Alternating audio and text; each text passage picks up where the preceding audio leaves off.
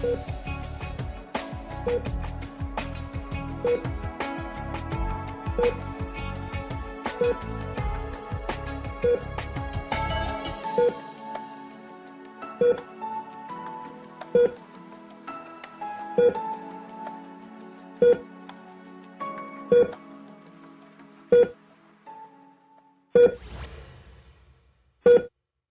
has been discovered that one of the major causes of death of accident victims in Nigeria is their inability to come up with initial deposits at the emergency unit. What can be done to change this trend? On the program this morning, we'll be taking a look at emergency response in Nigeria, its challenges, the role of the public and NGOs, and the way forward. Hello and welcome to Health Business. My name is Oluwatoyin Kolawole and the program is Health Business. Stay tuned.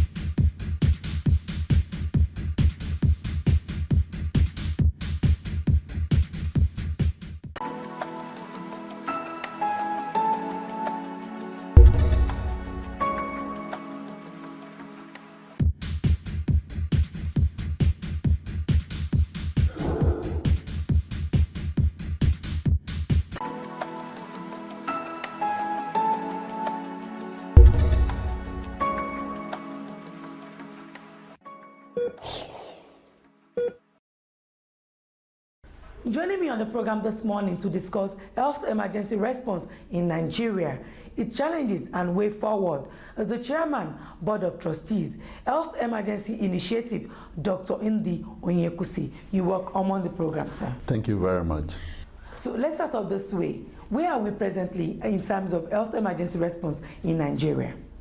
Emergency response is largely a public service everywhere in the world. And generally speaking, emergency response is not just rescue. Okay, you can have rescue and you can have recovery. And when you are rescuing, you will have support for the people who are still alive to get on-the-spot care, so that, because every minute counts in emergency, whatever the emergency is. And so, unfortunately, in our country, we have been marching backwards for many years, indeed for decades, and therefore planned, organized, innovative, effective services are lacking, especially in the social sectors of health and education. So that is by way of general comment. For a big country like Nigeria, the NEMA component is as yet intangible and ineffectual. And so we deal more with lamenting on the consequences of emergencies. So having on all this, why do you think Nigeria is still at this point in terms of emergency response? Please, it is important that Nigerians pinch themselves and wake up, because today we are discussing emergency response. If you discuss education, you'll be saying the same things. If you discuss general health care, you'll be saying the same thing. No matter the aspect, you discuss our politics, you'll be saying the same thing. Every aspect of our national life is in the gutter. And we need to take a deep breath and draw a line in the sand and say, from now we need to move forward. Now let me explain why I think we are in the gutter of development generally, because this is a failure to develop. This is an issue of failure to thrive. In medicine, when we say failure to thrive, it means the human being is not going to survive. He's below all the parameters compared to his age mates. Okay, so eventually it will wither away. And in a nation state like Nigeria, if you check the people we became independent with, okay, their India, Malaysia, they're all moving to very high levels of development. And if you give me just a minute, let us understand the process of development. Now, from the beginning, God said, increase and multiply and conquer the earth. What God said is that at creation, the duty of human beings is to develop the earth. And so if you develop, whether as a person, a family, a village, a town, or a country, you become a great people and you have good quality life. If you fail to obey that primary injunction, you suffer. And you have all the terrible things we suffer in Nigeria, whether it is prostitution, whether it is armed robbery, whether it's kidnapping, whether it is bad politics, bad governance, poor leadership. All those are based on not focusing on development as core goal. Do you think accident victims in Nigeria should get free qualitative health care? Yes, of course. Yes, of course. If we change our way of doing things, if we take over, the first thing is our group emotional intelligence. You know, we change to become people who see development as the core goal. Secondly, we change to take over our economy. The economy of Nigeria is actually in the hands of foreigners, even though it's subterranean. But most of the money of Nigeria goes to other countries at the end of the day. So our economy is in the hands of foreigners. If we take over control of our economy, we can provide quality services at all social levels. You know, there will be quality service in health, in education, and governance, and primary security. That is at the basic level of the world. And governance is about these four basic things at the community level. Okay? Education, health, security, and governance. Let us be honest to ourselves. The primary school in your village doesn't get 1 kobo. The headmaster doesn't get 1 kobo. But you, with your mobile phone, you can send money to 1 million people. So there is no governance and there is no funding at point of service in Nigeria now. We must change and fund services directly. So if emergency response is funded directly, okay, if the money provided for it is taken to the point of service, it will begin to improve. The corruption of Nigeria is based on the fact that our money is spent at federal, state, and local government headquarters. And then at point of service, there is no money. In your own view, what should be the role of the public in ensuring adequate emergency response at accident sites? The way to go for as public, the first thing is to become an aware and responsive public. Since we are talking about responsiveness today, the public first has to be responsive to its own duty of holding its leaders accountable. Okay? Now, having done that, it means that we should show total rejection of failure. Okay? When they say, people had accident and 20 of them died after 1 hour, you know, we should be able to say that if we had effective emergency response in Nigeria, nobody would have died. Okay? And that should be the point, that we have 100% failure. So it's called zero. What should be the roles of NGOs in ensuring health emergency response in the whole of Nigeria? Our approach has been hands-on support with effectiveness. Okay. We raise our money. We also control the spending of the money on patients, both emergencies and normal cases. So every NGO in any case has its own focus. Okay, and it is not the area of health and particularly caregiving may not be a very popular area for NGO work because one, it is expensive, there's a lot of sacrifice, and there's nothing in it for those who are doing it. Okay, and lots of NGOs are also tied to other things, even international donors are working for them, in which case they are making significant income. Here we are putting in money, our own money, into giving a service. Lastly now, Doctor, tell us all about Health Emergency Initiative. When it was established, the success story and its challenges. HEI, Health Emergency Initiative, is a dream of, like every other dream starts with one person. People don't dream as a collective, of the founder, Pascal, actually, and they invited other people like me to join to build this organization, and I have responsibility for corporate governance as chairman of board of trustees. And in the 2 years basically that HEI has been in place, the first few months were put for institutional development, and since then we have gone onto the field from nothing, from money that people contribute from their salaries, and some others put in a little bit more than that. But the idea is to put money regularly into the system. And the number one, there are three lines of services. The first line of service is to support people who are critically ill, who would otherwise die, for services that will cost less than 20,000 naira.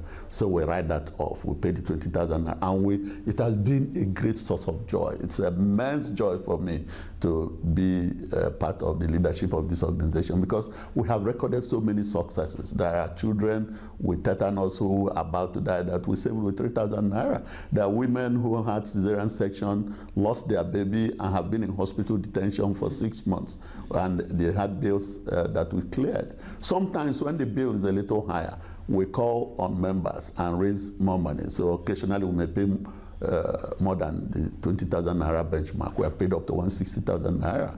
And there are so many success stories with intervening more than, by now, with the accident victim that kicked in, we have now chasing 500 people who have been saved by the HEI intervention, and we keep growing, And what is very important is that we did the right things first, which proper institutional development.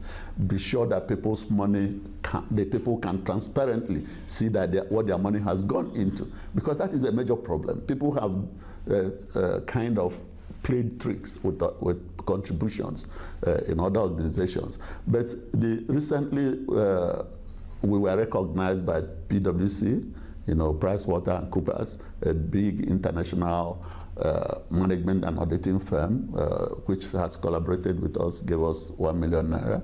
Okay, so we're also calling on all the other agencies, apart from the big businesses and things, apart from all Nigerians, because this is a national movement. We believe that in the next 5 years, it will be everywhere in the country, and both the cold case, the people who are ill, and the emergency cases, people who have accidents or whatever.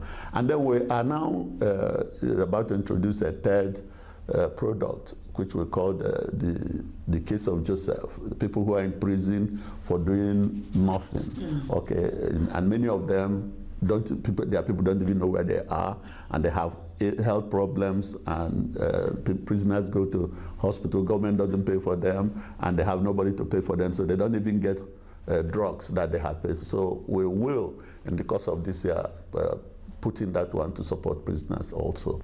But we'll talk to you about it when the time comes, because, yeah. Thank you so very much, sir. It has been so very nice speaking with you this morning. Thank you.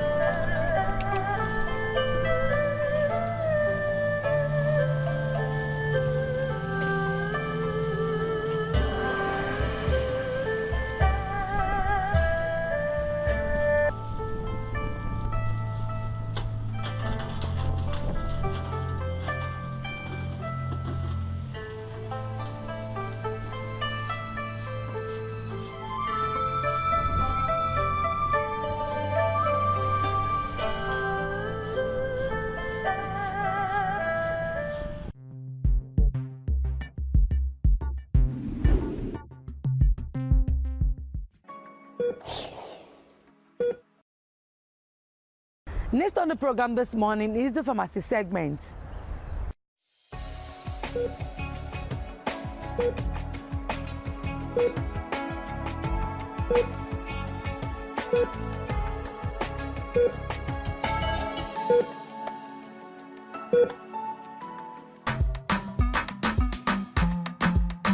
It's another one. Oh, nah. It's another one. Missy there, so. Pito on the beat. Brother man, nah, this kind of life we want live, oh. Live, oh. Me, I know that I want to drive in a limo. Me, I just want to flex my life, I beg, oh. Maybe I come and make me dance in a lingo. I come from Chia. Good afternoon. Oh, good afternoon. How you doing? How are you? Fine, ma. Thank you, ma. How may I be of help to you today? You get benelin and codeine. Benylin and codeine. Benelin with codeine. That cough syrup now. Who won't take them? Now me, I do get one serious cough like that. I don't use all those your cough syrup. They don't really work. Just give me that benelin with codeine. China, how much do they sell them again?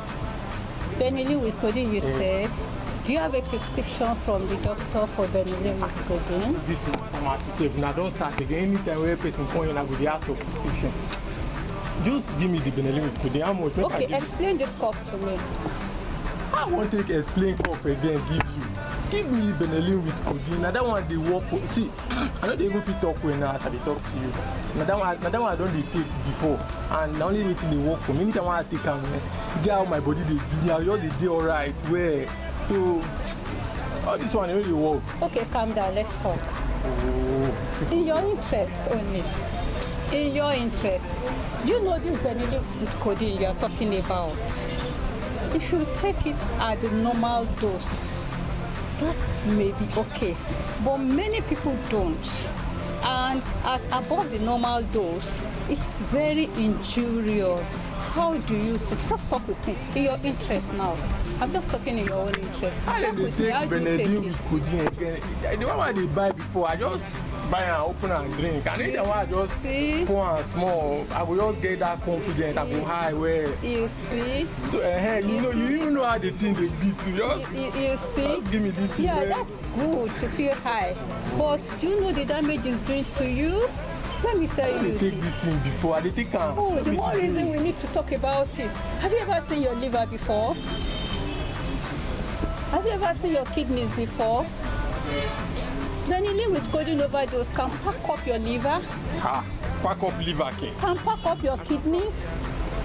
It can arrest the way you breathe, and then you might just suddenly collapse and die.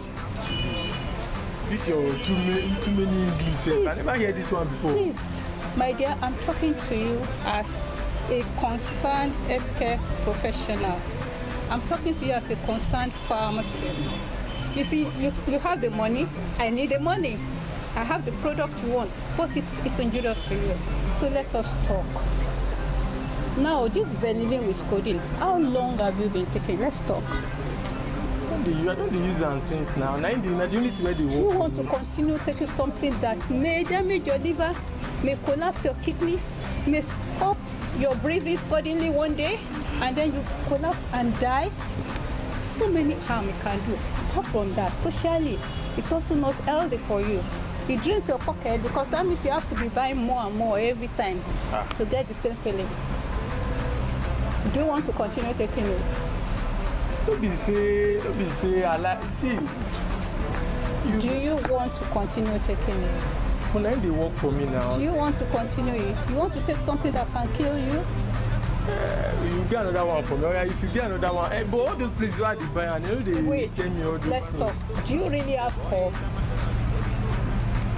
Damn, no be say you supposed to know how this thing dey be now. No be say the cough dey there, but You see, you don't even have a cough. So we don't have a cough to worry about. Let's talk about how you can stop taking benylin with codeine. Are you ready to stop? you get how you go take help me. just like you talk now, I no go want make my liver damage, I no go want make my kidney, I no want die early as I dey like this.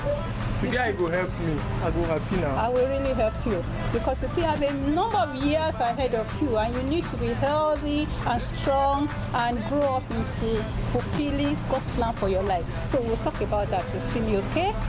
Wait and see me so that we can go in and help. Dear viewers, here we go again.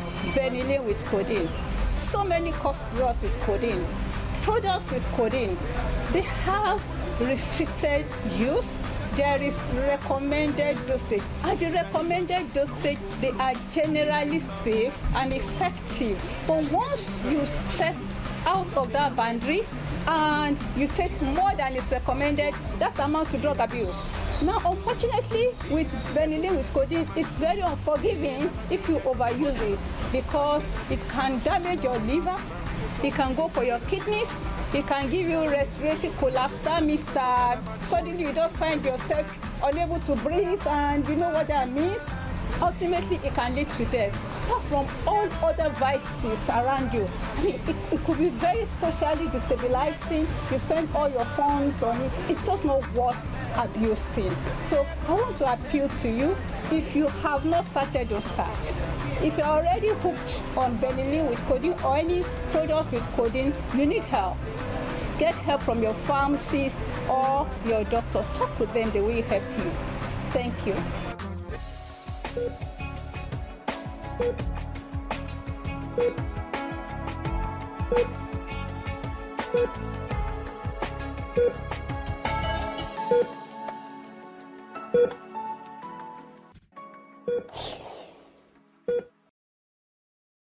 Next on the lineup is understanding infertility, and this week's episode is quite interesting because many don't know that cancer patients can actually benefit from IVF.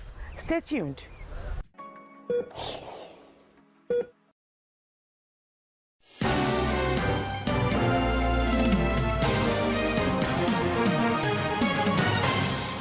You are welcome this time, and for Lakemi, I got your mail, and that's what we're going to address today.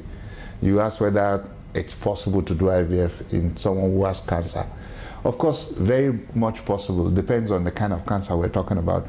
But you know, one of the commonest cancers in women is breast cancer. So when people talk about this, I get a lot of requests about that. And this is where the whole world is actually going now, because it's called fertility preservation, you know. So it's possible to do fertility preservation in young people who have cancer. It's unfortunate sometimes that young people have to come down with cancer, either in their reproductive age group. And one thing we know now, that the treatment of cancer, though it's not as good as what we want it to be, is better than what it used to be. And therefore there are more survivors from cancer now with the current trend in medical advancement. And one of the things is that after surviving cancer, some of these people want to have their own genetic children, you know, and so that brings to the fore what we talk about this fertility preservation. Now, when we talk about fertility preservation, there are many methods that can be used to preserve fertility, especially if you're talking about in a woman. Maybe we'll look at it from that point of view first. In women, if you're talking about fertility preservation, either after breast cancer, if you have survived breast cancer, or you have survived maybe an ovarian cancer also. If it is diagnosed early, it's possible to survive ovarian cancers as well. But one other thing now that is even coming up is people who have sickle cell disease. You know, if you've had a bone marrow transplantation, because of the medication that you'll be on can affect fertility. The way that the treatment of cancer affects fertility is usually from either the drugs or the radiotherapy, because this affects the ovaries. So there are many methods now that are being applied. The first thing is that you can actually store, we know now that it's possible to store eggs. So it's possible to freeze the eggs, what we call egg cryopreservation, if you like. But it's also possible to do what we call embryo cryopreservation, you know. So, but you see, the snag about this is that either you're married or you have a partner. That is when you can store embryos. Unlike egg, you can store it as long as you have reached puberty. you know, and you are ovulating regularly, you can store your eggs. But with the embryo, you need a partner. Okay, so, and sometimes you can do the two together. Okay, the same person does embryo cryopreservation and does egg cryopreservation. But also there is one experimental method now, which is experimental because it's not in full use yet, but the results from it is very, very encouraging, which is ovarian tissue cryopreservation, actually taking part of the ovary and storing that without you using, you know, if you are going to do embryo cryopreservation, you have to use drugs. You have to get eggs and then you need the sperm to fertilize. And if you are going to do egg cryopreservation as well, you need drugs to produce the eggs, and then, but in this, you just store part of the ovary. So this, when this really becomes fully established, it's going to give us the advantage that at any time that you come, we can actually store part of the ovary and then you can use it later on. There's so many things going on this now. The other thing that you can do is that now also, because there are so many other drugs available for cancer treatment, what we try to do for people who are young is to avoid some drugs that have very toxic effect on the ovary, if this is possible. And for breast cancer also, there is a drug now that is being used that people say, okay, it gives you a better chance of recovering your menstrual period after cancer treatment. I'm not going to mention the name of the drug, but that is also available. But one thing that studies are showing now, that it might just be resumption of menses rather than fertility. So it's still very good that you make allowance to store, whether you're storing eggs or you're storing embryo, or you're doing the two together. Or as time goes on, like I mentioned, maybe to be able to store the ovarian tissue. Now, apart from cancer, there are other things, conditions that you might need to do fertility preservation. And especially one thing is the endometriosis. If a woman has the two ovaries are involved with endometriosis, what we call endometrioma, or there is endometriosis on the ovary, and the two ovaries are involved, and you're less than, say, about 35, it's better for you to store your eggs, because you know that most of the time endometriosis is going to be progressive. Or if you're having what we call, this is not the first time you had the surgery before, and it's recurring again, it's better to start thinking of storing your eggs or your embryos. That's also fertility preservation.